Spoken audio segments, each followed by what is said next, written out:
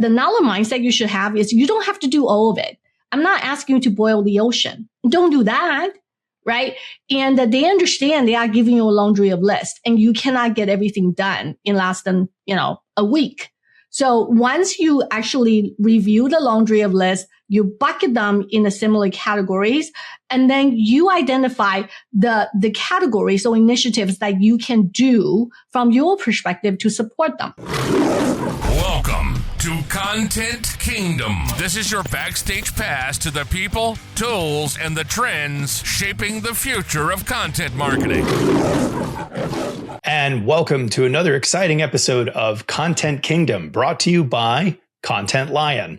I'm your host, David G. Ewing, and this is Season 2, Episode 2. And I am so glad that I have an author to talk to. The author of The Modern AI Marketer, Pam Didner, is here to talk to me about all sorts of things related to content and sales. Pam, so excited to have you on the show today. Welcome to Content Kingdom. Thank you so much for having me. I really appreciate it. Pam and I are already having a good time. We had a nice intro warm up before we got in here, and we'll talk about Pam's exciting purchase later out of the show. So it is exciting purchase. Yeah. So I think it's really fun. But Pam, just to kind of set things in motion, talk to us about what it is that you do and why you are passionate about AI marketing. So, hi everyone, Pam Didner here. It's so wonderful to be part of the podcast. And I'm a B2B marketer. I'm always like a B2B in my heart. And I'm never like a B2C or B2B to C. And I love working with the B2B companies in terms of a set of marketing specifically for them. And a lot of B2B marketing, one of the specific customer experience, if you look, the purchasing cycle of any B2B tend to be a whole lot longer than B2C, if you will. And a portion of that customer journey tend to be working closely with your sales team because the purchasing cycle is so long. So I've been working not just on the B2B demand gen, which is the top of the purchase funnel. I also have spent a lot of my time or the past experience working very closely with sales. And that's how I got started in terms of, looking into the marketing holistically from top of the funnel down to the middle and down to the purchase. What are the things we can do, not just on the marketing side, but also working very closely with sales? Pam, I find this like really unique, and I'm excited about this episode because content for marketing and is often kind of considered top of the funnel. Or maybe it's to help people re-engage but the actual pipeline, this is actually my biggest challenge is how do I bring content to my sales teams when they are in the middle of the process? And we spend a lot of time doing that. And so I have a bunch of questions for you on this. And so I'm pretty excited about it. The one thing I will say though, is that, it takes a special kind of I don't know, personality profile or I guess, grit to work with salespeople because salespeople, when it comes to content, are demanding. These people want content now and they want it for their hot deal, right? Yeah. So when did you decide that this calling of working with this incredibly challenging group of characters was for you? Calling is such a strong word. I've been kind of like sentence. Yeah. Like when did you get sentenced to this punishment? Yeah. And I don't really have a lot of choice. Well, actually it's a combination of both. And number one thing is probably it is calling. And the other one is it just happened that I was in the right place at the right time. And, the way I see it is if you want to showcase the impact of marketing, especially down at the revenue funnel, you have to work closely with sales. And so that's number one. So it's inevitable. Okay. And the second thing is you are totally right. Working with sales is incredibly challenging for a lot of marketers. For a lot of marketers, they were like, spread the love. And for sales was like, I'm the love. So they are completely different perspective. And I also tell a lot of my clients and also marketers who attend my sessions, and it requires also a different mindset to support salespeople. You cannot think like a marketer. You need to think like a salesperson. And salespeople tend to be a hunter, so you need to have a hunter's mindset. And a lot of times, marketing people tend to be like, let's nurture the lead. But the sales was like, let's get the lead close. I'm hunting this lead down. I mean, that hunt is such a strong resonance, with it. It's like, we are going there and hunting. And the marketing was like, let's nurture this. So you need a completely different mindset. And with that being said, your speed, velocity, or the information you provide to sales needs to really get to the point. And also the content that you share with them needs to really tailor for their needs that they engage with a prospect at a specific time. I think you're absolutely right. And my question to you is, when was your very first win? When did you kind of get into this, like, wait a minute, this is a different way to approach this, and I just had a big win? Can you tell us about it? Yeah. So the thing is, how I started is a couple of sales reps reached out to me and basically said they would like to engage with a specific account. And then they've been talking to that account for a little while, but not getting a lot of traction. And we started brainstorming in terms of what we can do to further engage with them. What we have discovered is the content is a very good conversation opener. And then I started having conversation with the salespeople, understanding where they were, how they engage with the prospect at that time. And then I was thinking, okay, based on your conversation with them, maybe the next step is the following topics that you would like to have a conversation. But the thing is, we have to kind of keep that conversation going, keep the momentum going. And but before your next meeting with them, can we share certain kind of content with them or content pieces that's more tailored for their challenges, their needs? And I help them to actually draft the email and also select the content they need. And then they take it from there. And on top of it, we also started thinking that even after their conversation with their prospects, their next meeting, and I look ahead in terms of the couple events that we are doing, and is it possible we can also give them tickets and passes that they can also attend those events? So when you start having conversation with the salespeople, you will start thinking in terms of, okay, this is what they need, or this is a challenge they encounter. And you will start thinking in terms of what other things you are doing right now and what you can do to help them. So that the win was not set up or happened right away. It's through several months of collaboration engagement. And finally, they were able to get to the point and say, we are going to do a pilot. Even with that, it was not even closing. So that whole process, that big win at the end, the whole thing took really about 6 to 8 months of getting there. So when we started engaging, I was not looking, you know what, we're going to win this. We're going to close the deal. It's more or less, oh, you need some help? Let me see. Maybe we can do this together. It's kind of that kind of mindset that started and morphing over a period of time. And then once you start working with different salespeople, you kind of understand what their needs are.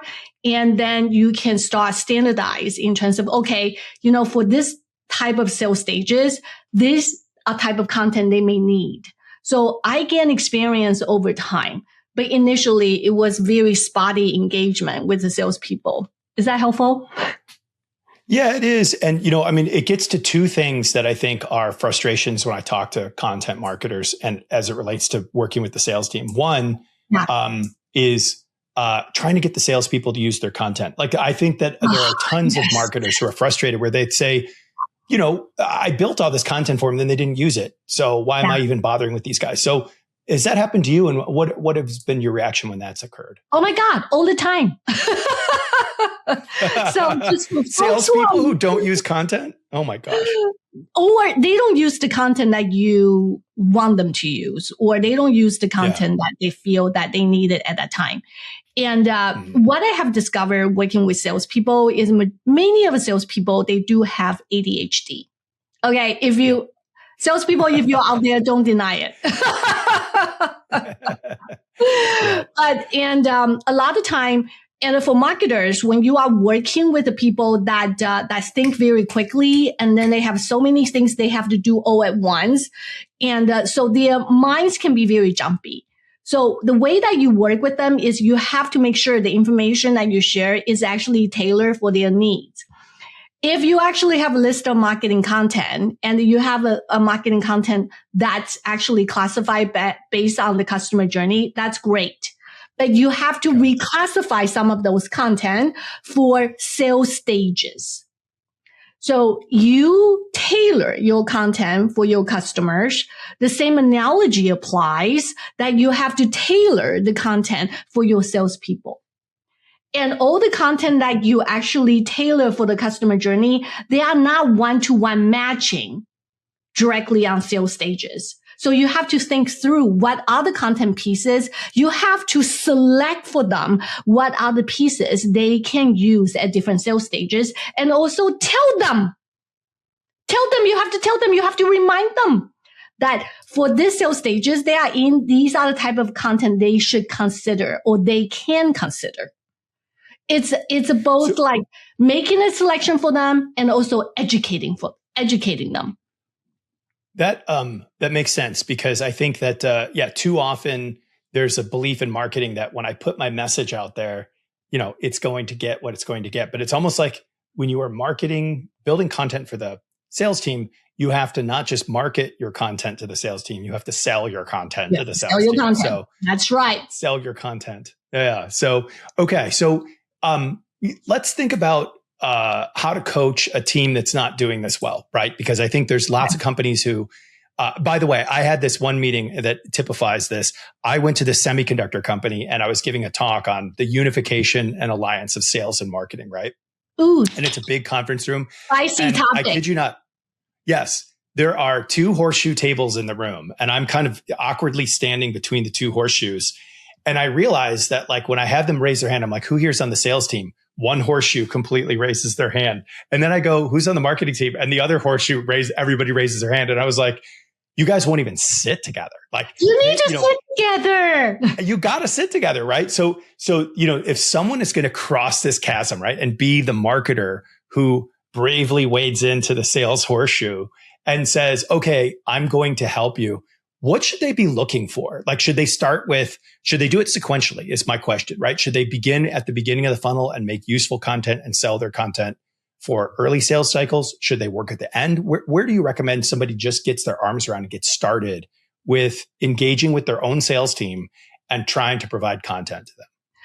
So what you said makes a lot of sense. Like, you actually have a very logical process.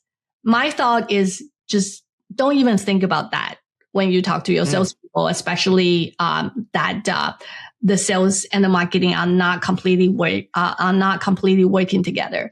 I always start and or suggest to my clients that if there is a gap, there is a chasm that has not been crossed yet, the first question you should ask your salespeople is, what can I do? How can I help? What are your challenges?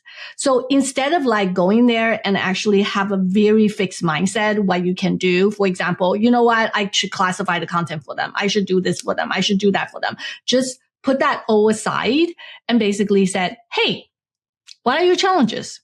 Started from that.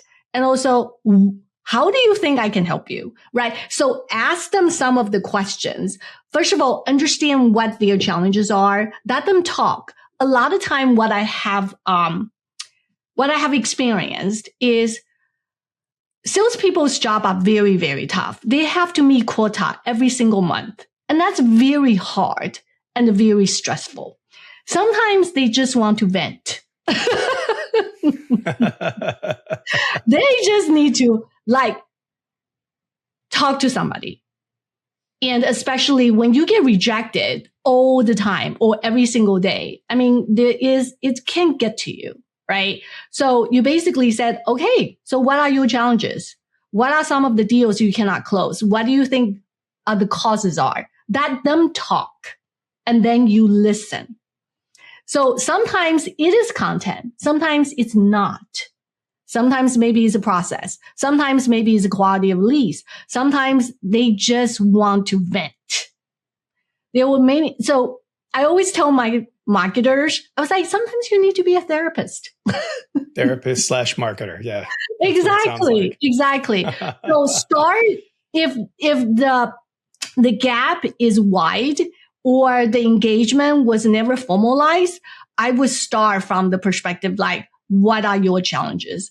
And a lot of time, the more salespeople you talk to at the initial stage, you will end up creating a laundry list. And with this laundry list, you probably can bucket some of them into a similar categories. That's the next step you should do.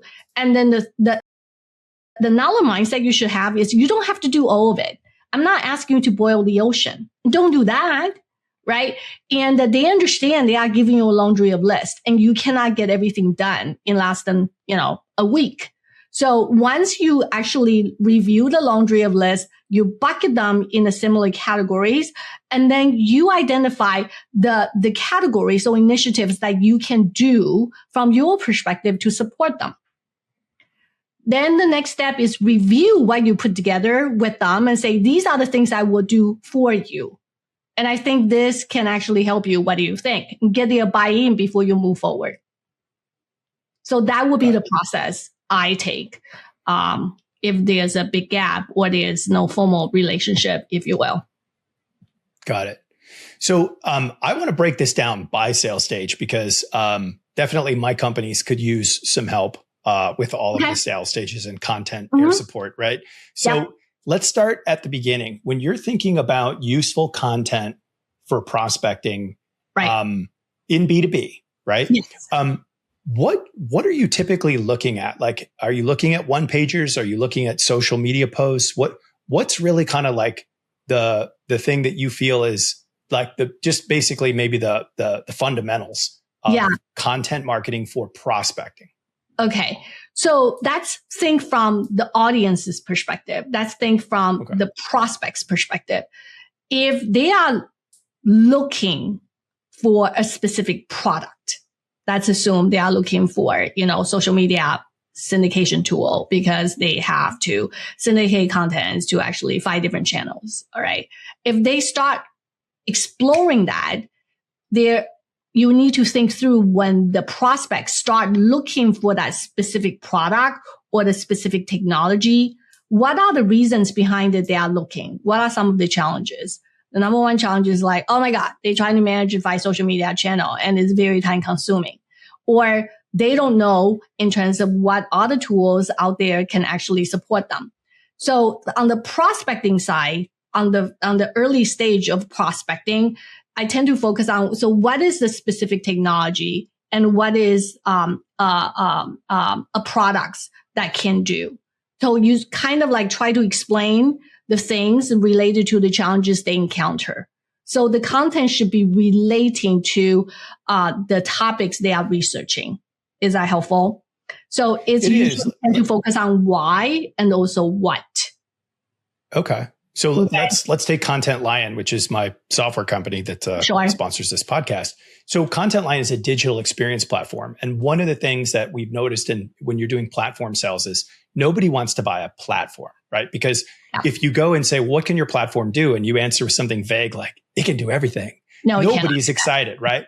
And so you have to say, well, if you'd like to have a highly secure customer portal with dynamic content, boom.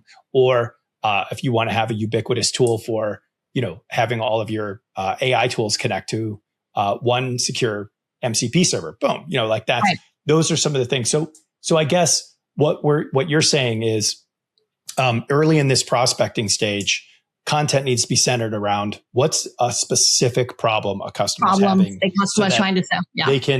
You can stimulate them and be like, and they go in their brain, they're like, yes, that is one of my problems, and then they'll bite. Is really the idea. And in terms of mediums, what are your favorite mediums for prospecting content? Is it emails and landing pages and sales sheets, or is it something else? What do you typically like for prospecting content as the medium?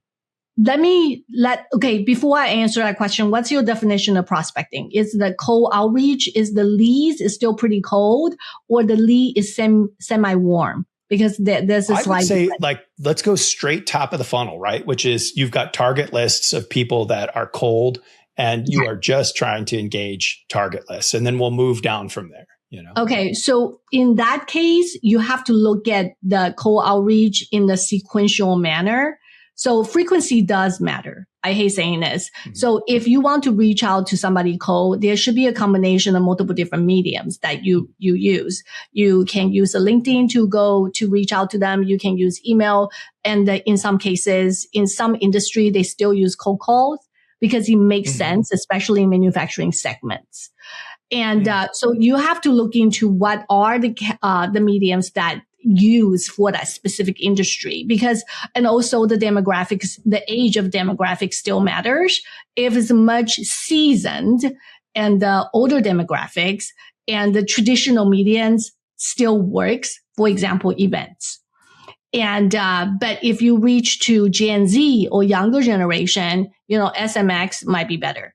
So to answer your question, I don't want to say, oh, Pam loves email.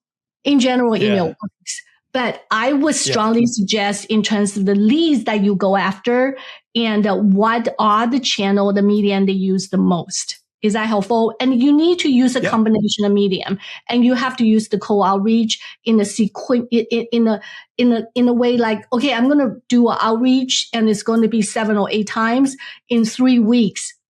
And then you have to look into these 3 weeks and a 7 or 8 touch point. What is the combination of channels that you want to use? So you have to do that in a holistic manner, not just 1 or 2, like my favorite medium. But I can tell you, to answer your question, like in just one sentence, of course, email and the LinkedIn tend to be probably the most common mediums that people use. Got it. I think the idea of having a conscious understanding of the mix when you're going to try and saturate a target is an idea that I think gets overlooked, because people get tunnel vision and they start thinking about, well, I just got to get this email out the door because it's our quarter, it's our weekly prospecting email or whatever. But yes, I agree with you that it's the experience you're creating for the prospect upfront, just so that you can saturate them. That's a really important concept. So I love that. Okay. And also quality over quantity. Quality over quantity. And another thing I want everybody to understand, this is very important. In addition to the frequency and the look at the touch points together, the copy that you use, the tone and manner, if you decide to give them a call, they all matters, especially in the current stage. How you write matters actually quite a bit, more so than ever before. So the copywriting is as critical as the medium that you choose. And what are some of your favorite ways to do that? Because I've heard some different strategies where some people want to be polarizing and shocking, or they want to use humor, or they just want to go straight with like the value proposition. What do you typically is your initial go-to when you're working? So I have to try everything.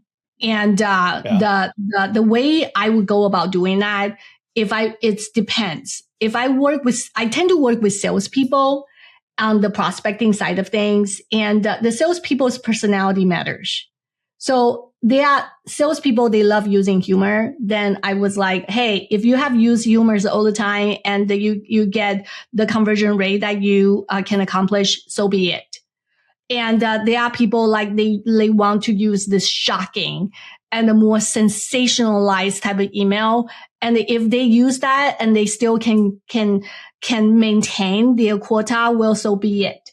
The way I would do it is just be very straightforward, get to the point. Just pare down all the noise. Don't worry about it. If you want to actually just ask what their challenges, well, just start it with, of course, a setup in terms of how they are, and also anticipating their job title, what their challenges are. Have a couple sentences indicating you understand them, then get to the point. That's usually my recommendation to the salespeople as well. There's some salespeople, they like to do a lot of setup. I always tell them to cut that out. Nobody has time. Just the setup should be one sentence. Immediately get to the point. And however you want to talk about that or package that based on your personality, that's completely up to you. Is that helpful? Like it. Absolutely. Yeah. All right. Let's move on then to someone's got a qualified lead. And this is where content becomes, I think, a little bit more original because I think, prospecting is probably the most intersection between marketing and sales. Right? Sales, yeah. But now you've got a qualified lead, whatever your BANT process is or whatever, you're there, but you're not fully engaged in the sales cycle. Talk to me about how you approach content at this early, but not so early stage as we move from top to middle funnel. It's hard. Okay. If anything that's easy is actually hard. And this is the point that personalization does matter, right? And when you do email marketing, a lot of time you send out a standard email marketing, or even if you do standard, you do kind of like industry or vertical specific type of email that you send out. When you actually have qualified leads, and obviously it's already entered into the sales stages to some extent, from the prospecting down to you have to qualify them. And now you actually have additional information about this specific lead. More information than at the prospecting stage. So with that being said, my recommendation to a salespeople is we need to kind of tailor the content specifically for them. And now you actually have additional information about them in terms of their challenges, what company they work for, what's their job title, what's the demographic related to that specific qualified leads. We also understand what are some of the technographics that they have within the company. With those information, you need to think through, like, how can you get a marketing content pieces that you already have in your library or in your back pocket, and how you can customize some of those marketing content specifically for them. And in this stage, I personally think it's sales and marketing's jobs to actually work very closely together to kind of accelerate that momentum. Because at that stage, it's kind of like gray area. And then it was like, okay, the salespeople want to move fast. The prospect probably the qualified leads probably not. So the thing is, what can the marketing people do to accelerate that engagement and the momentum? And what I have seen is you can use content, but the content needs to be personalize it. I'm not saying like you have to modify your standard content, like, oh my God, rewrite everything. No, that's not what I'm saying.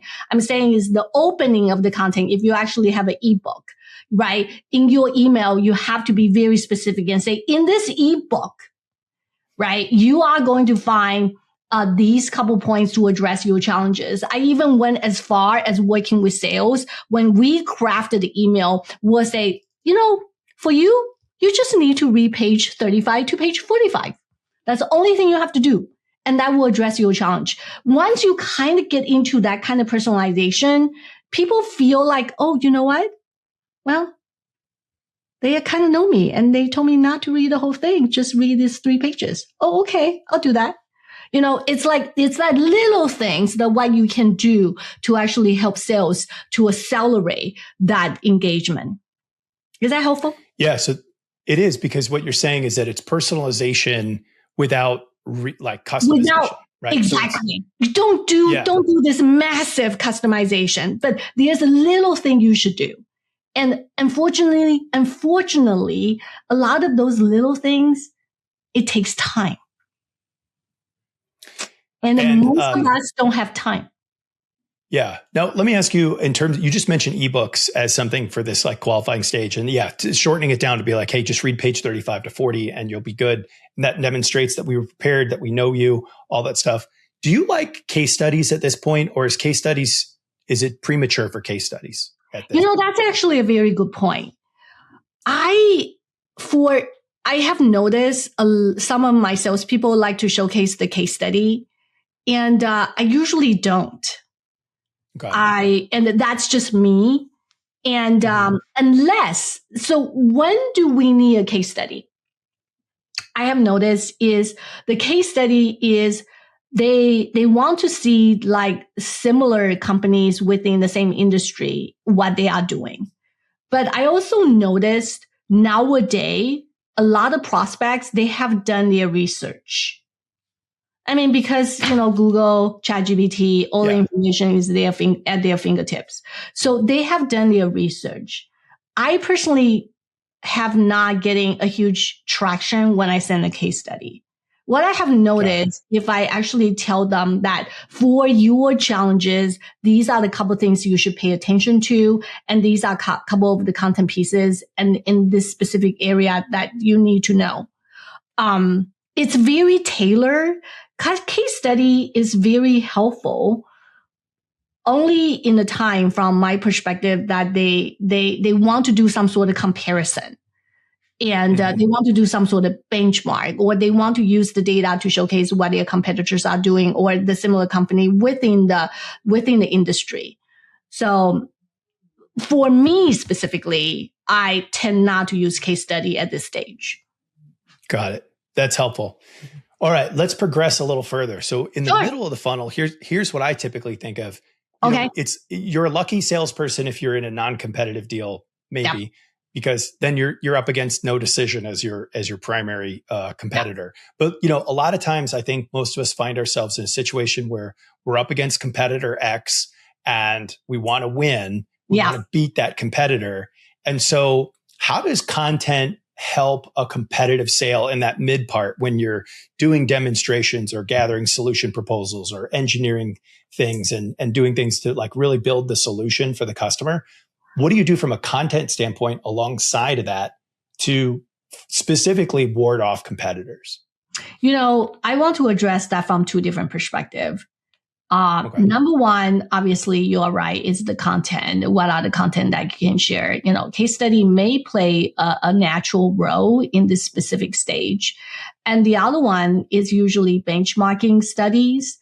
And it's, At this point, couple things matters. Number one is performance. The other one is pricing. So, and you can also say features. So these things, right? Performance, pricing, and feature. These are the three things tend to be like the salespeople, even also the potential customers will be talking about.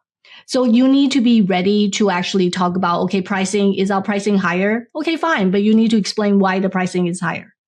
And also the feature. The feature that you have to do is a feature comparison with whoever that they are competing with, right? And then the third is the performance. What is the performance? So the way I would address that is tend to be looking at these three categories to select the content that for educating the leads from that perspective. It's a lot of time is really about products. So in this situation, I tend to focus very specifically about product type of information. So it's no longer about like the technology trends. It's no longer about why. It's really focused on exactly, all right, for this specific product, what you're going to get the most out of it. And so that is the product specific content. That's number one.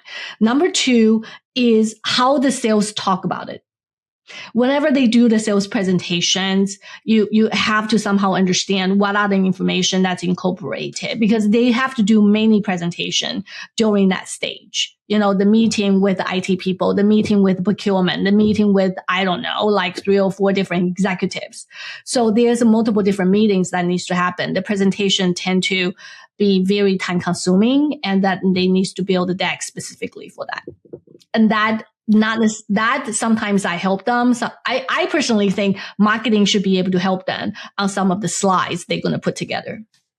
That was going to be my next question, is where does marketing end and sales begin? So you think that content marketing can participate in that? So totally. Give me some strategies for how to scale that, because obviously if you get involved in every deal, you become 1,000 salespeople for 1,000 salesperson companies. Exactly. So how do you scale that involvement with the sales team on their decks?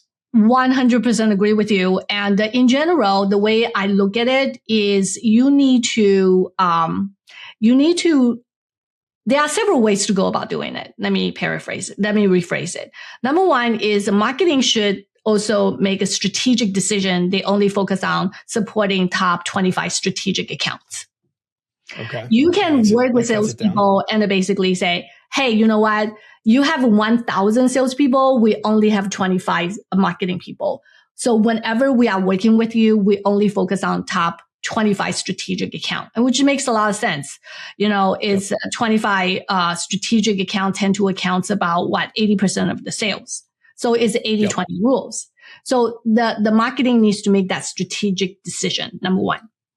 Number two, if in that case, if that's the case, marketing people can actually focus more on customization because it's top 25 strategic account.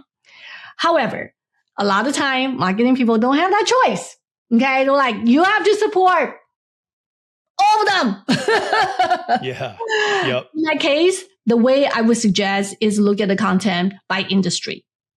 So a lot of enterprises, they have content basically by industry, by verticals, and you can separate that by vertical and then be done with it. And the other one, and the other way to actually do it is you have a standard content. And then you tell the salespeople what part of it they can customize. So if you actually create a battle card, or if you created a case study, you can actually tell them that there are certain part of it, like the opening you can change, the beginning you can change, or the certain things that you can take that you can change. So that's another, the one thing I have come to realize that a lot of companies are not doing is modular content. But that's actually pretty hard to do well. That requires the content team also have a very strong knowledge about the products if your products are sophisticated. Does that make sense? So it does, yeah.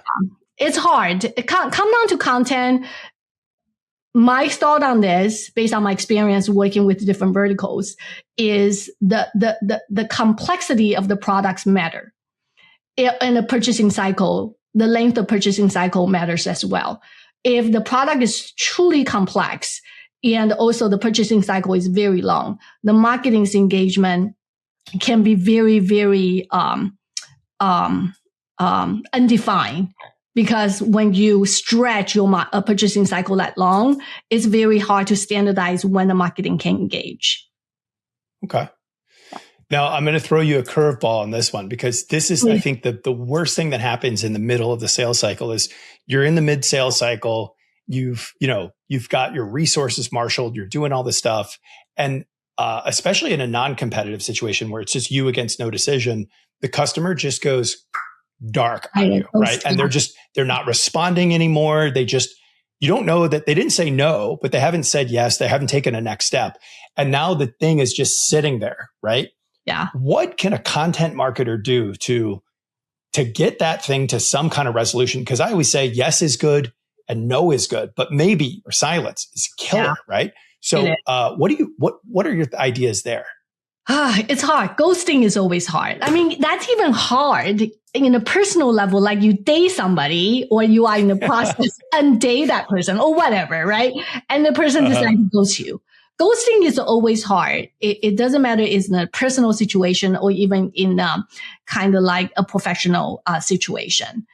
In that situation, it really depends. That just share a couple examples with you.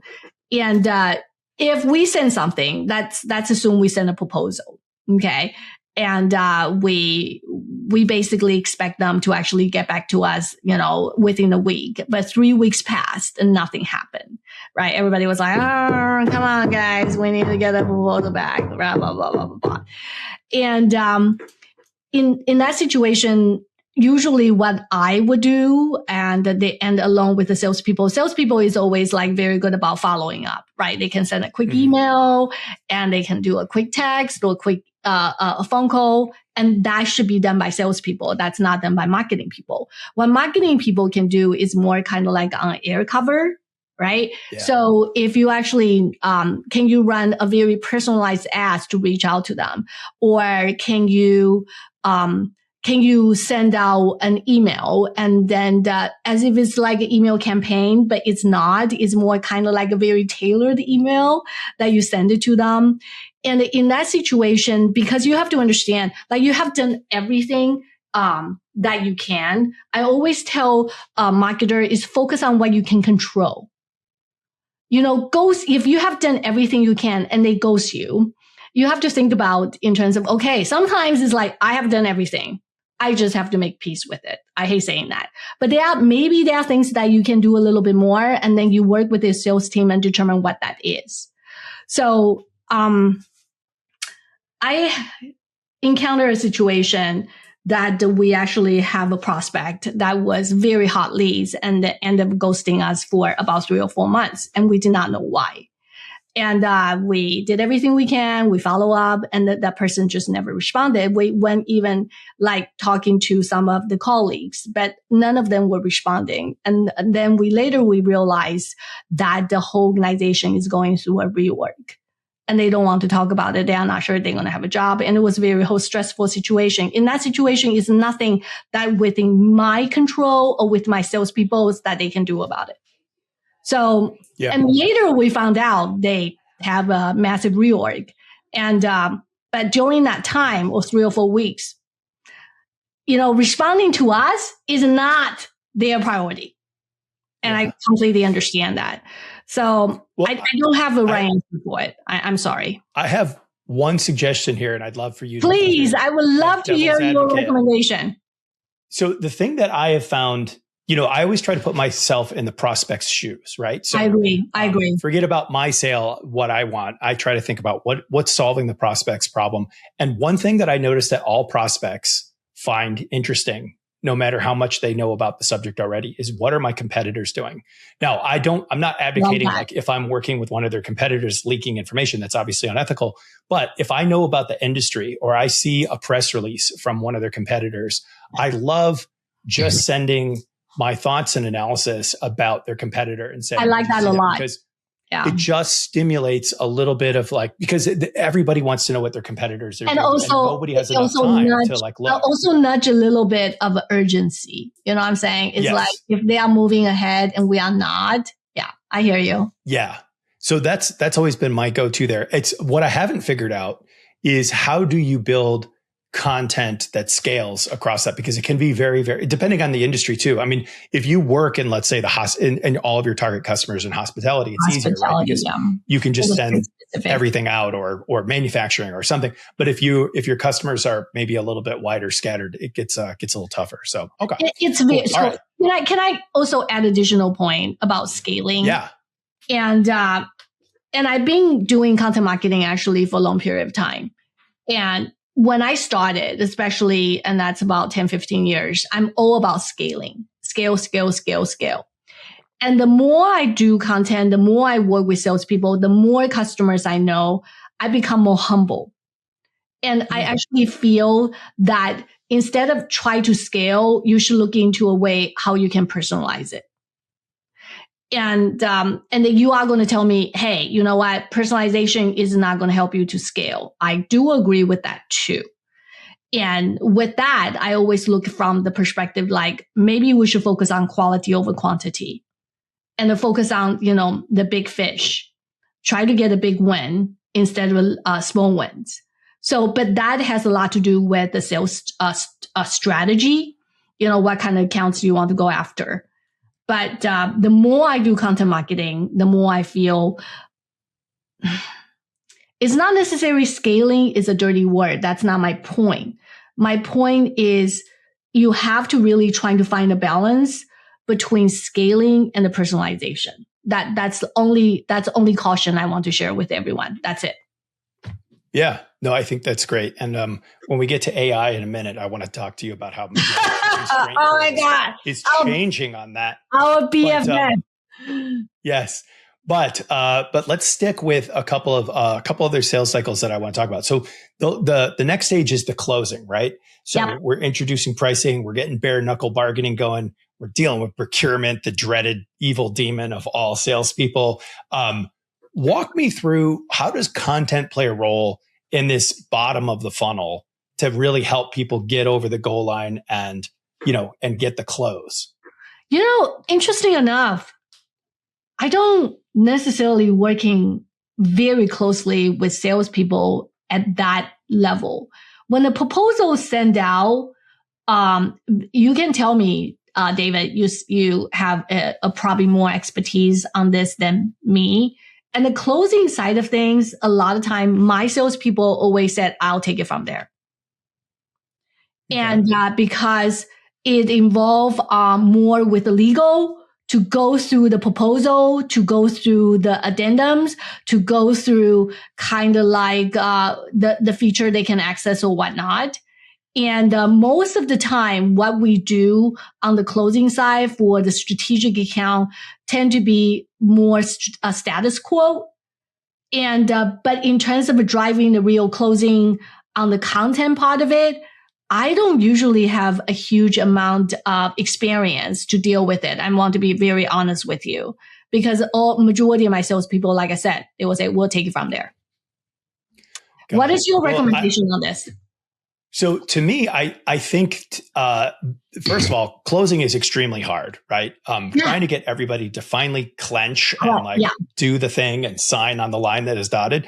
It's the toughest part. So especially in this virtual world that we live in now, where we're meeting with people on Zoom, you can't really use kind of like old school 1990s sweatshop tactics to be like, sign, I understand. So I've been trying to explore different avenues of content, and I'll just tell you what I've tried and how it's Please, so I'd love to hear, because like I said, most of the time my salespeople will say, I'll take it from here. Yeah.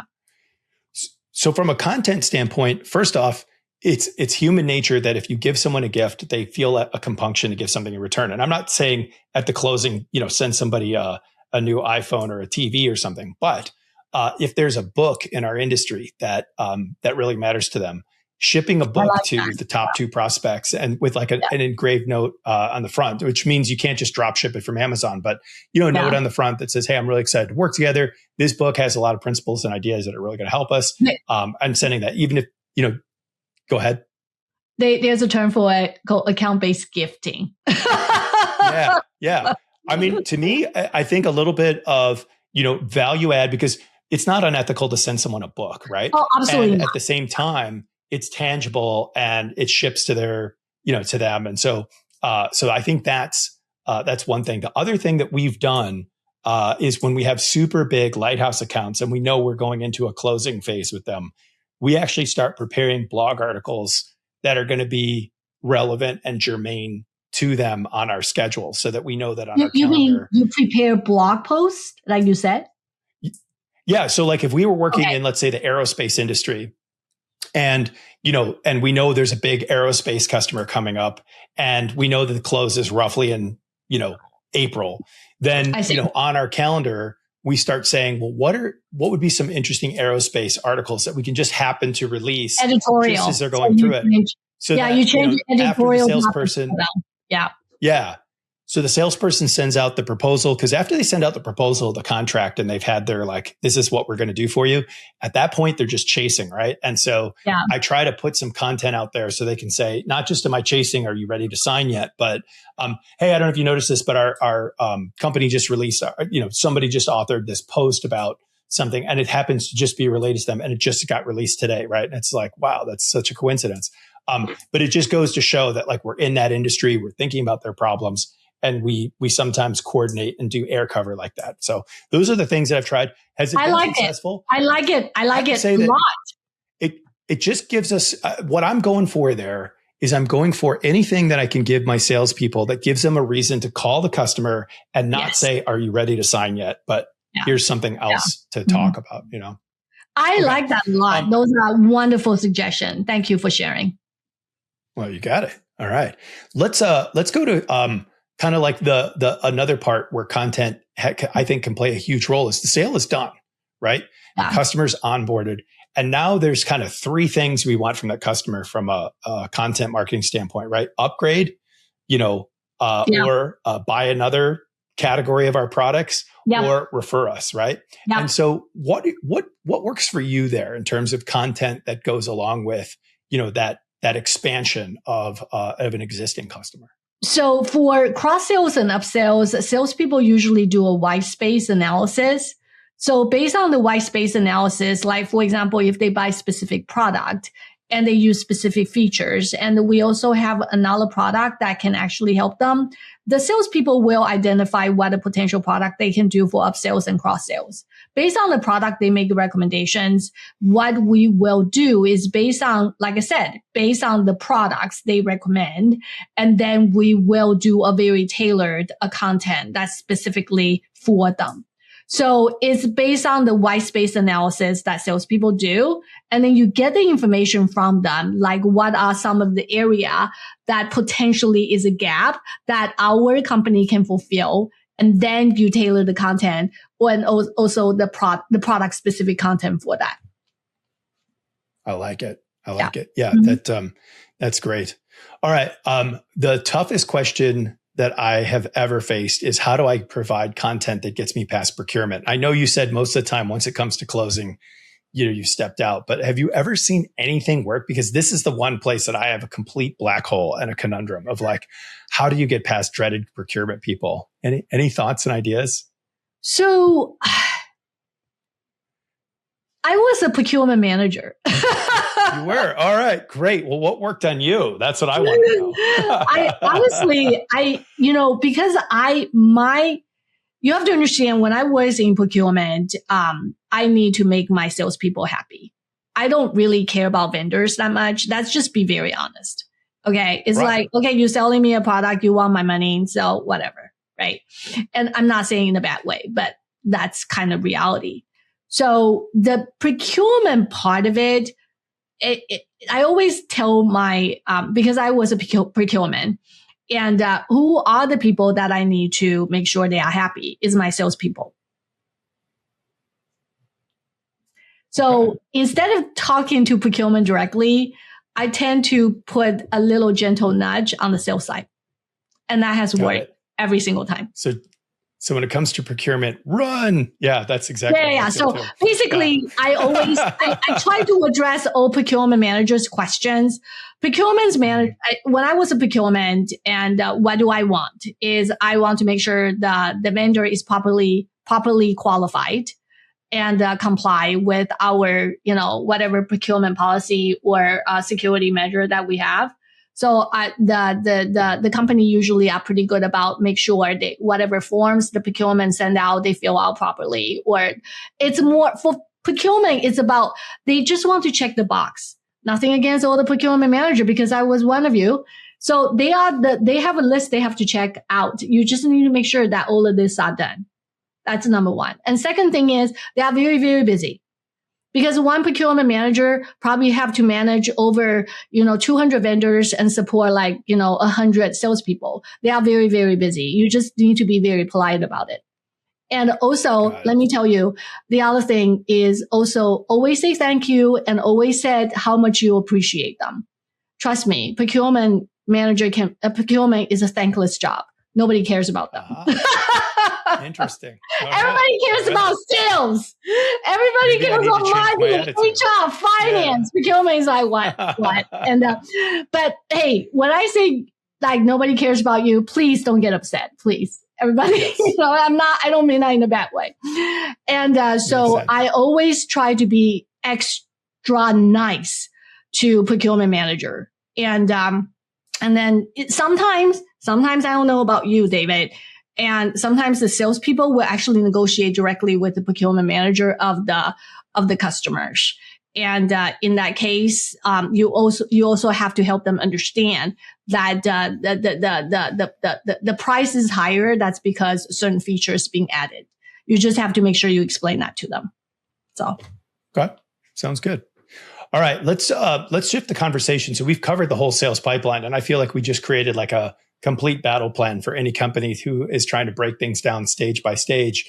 But AI is the big question mark of the last 2 years, and I think the thing that we've all started to experiment with is we can all generate content with an LLM, right? That's not hard. But we all can see it coming now, and it has a certain ring that lacks authenticity. So when you think about how AI applies to B2B sales content, what is the promise? What is the cautions? What are your thoughts as to how it can work effectively without seeming inauthentic? Okay. All right. I have a strong point of view about this. The thing is, I am actually a content creator. I always see, in addition to be a B2B marketer, I wrote books. So I always see myself as a writer in addition to be a marketer. So, in the past, I always write my own blog posts. I write my own video script. And, if I do a podcast, I actually create my own podcast script as well. And of course, with ChatGPT, you can basically, write a very effective prompts, and a list of a podcast question can be created. A video script can be created. Even a blog post, if you write a very effective prompt, when I say that is you provide information about the trends, the technology, the demographic, the person you want to, the target audience you want to go after, and also some of the challenges that you want to address. You can actually provide a lot of information, and then a blog can be written. And by the way, I have to say, as long as your prompts are very effective, I can tell you the quality of writing is quite good. Okay. I don't want to deny that. However, if you read, because I'm a writer, so when I read, there's a sensitivity in terms of, okay, is this writing solid? Yes. Most of the ChatGPT's writing is not bad. It's pretty good. But when you read more and you give a lot of thoughts, that a lot of written content by ChatGPT or any kind of chatbot tend to be very generic and tend to be pretty, it's more professional type of content that you see in many places. So my recommendation is that you can actually have ChatGPT or chatbot create the first draft. But it's very important for you as a salesperson or marketer that you have a point of view, that you know your product enough that you can make edits. Most of the people will look at what ChatGPT or chatbot create and say, that's good enough. I would strongly suggest, don't take what they created and read it the first time, read it the second time, say that's good enough. Read it with your heart and then determine, there got to be a way I can add additional information that reflect my brand and my expertise. And that should come from you. So that to me is something that tend to be overlooked by all of us. And it took me a while to understand that too. You really need to read what AI created for you with your heart and read it with a critical eye. Because a lot of time the content is pretty solid, I have to say, on surface. Is that helpful, David? Pam, you just gave me the get out of jail free card because, I'll share a personal experience. I'm doing a presentation, it'll have already been done by the time this podcast is released. And, I was really struggling and I had some writer's block and I felt like I was cheating, but I went to ChatGPT and was like, help me structure this presentation, fed it in all the prompt information. Yeah. And what it came back with was fine, but it was so ubiquitous, so generic. I know it is so uninspired. It was just it was mechanical. When you read it on surface, you're like, oh yeah, it's good. But you read it a second time, you're like, I don't know. Yeah. And it wasn't me, it didn't have me in it. And I'm not talking about the style or voice because it can do some of that, but it just didn't have any original story. But what I was able to do from there is I was able to say, well, I think there's some stories from history that would actually spice up this beginning, add some theme there. Then I was able to add some jokes. Then I added a couple more stories that ChatGPT would never think of. Yeah. And I started putting things together. And what I realized was there was nothing wrong with it doing the low level work. Like if I had an assistant and said, hey, make me an outline for my presentation, that wouldn't be cheating. That would just be an outline. But then, filling it in with that heart that you mentioned, I think that's what happened next. And so, I will say that then what was really helpful about doing it that way with ChatGPT is when I went to go, I have used PowerPoint for 25 years.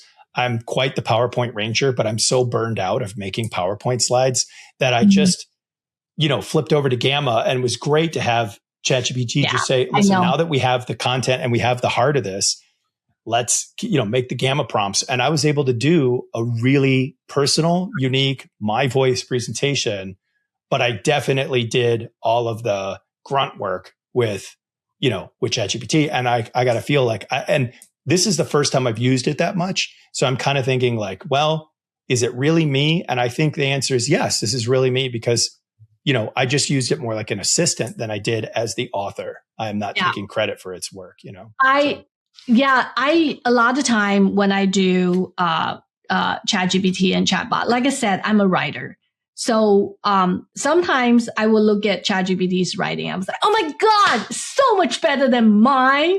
But they actually, when they were writing something, I was like, this is a piece of, So it really depends. It really depends. But I always look at their responses or their content with a very critical eyes and see what else can I make it better.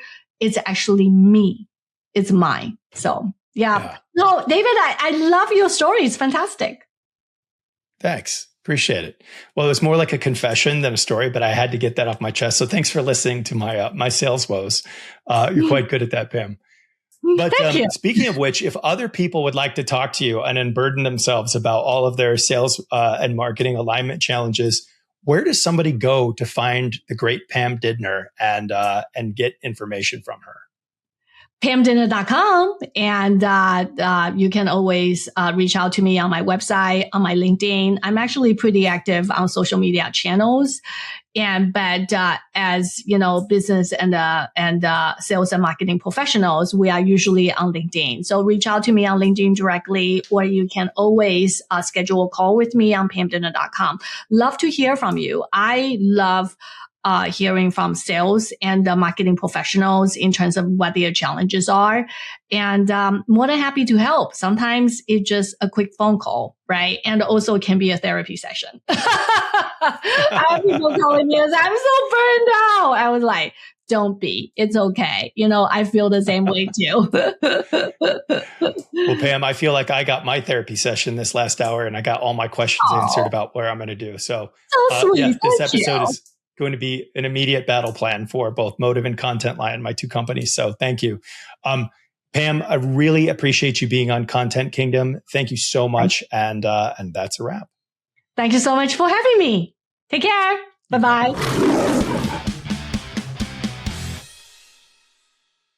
What is your favorite book childhood books count to? My whole life, the book I really enjoy is Charlotte's Web. It made me cry. And you just feel sorry for the pig. What is your favorite social media application? Can I be very honest with you? None. I personally think social media is not really good for our mental health. I mean, if I have to pick one, of course, it's LinkedIn, but on the professional level. But if I can go off grid, I'm very honest with everybody at this time. If I can go off grid, I would. Coffee, beer, wine, or whiskey? Whiskey. I love it. All right. The place you want to travel to that you've never been to? I've been to over 40 countries in my whole life. What is the place I really want to go? I literally been everywhere. You have to cut this, okay? Because I have to think about it. I always want to go to Nepal, like very close to Himalaya. I guess that's the part of the area I have never been to that would be great to visit. Do you like earphones or do you like the earbuds? I like earphones. I like the big one, the one that you have. Yeah. I like that. They're fun too. I mean, it was like earbud. Who cares? That little thing. I'm kidding. Who is your favorite music artist? Lady Gaga. Oh my God. And I went to her concert a couple of times. Love it. If you have never been to Lady Gaga concert, you should go.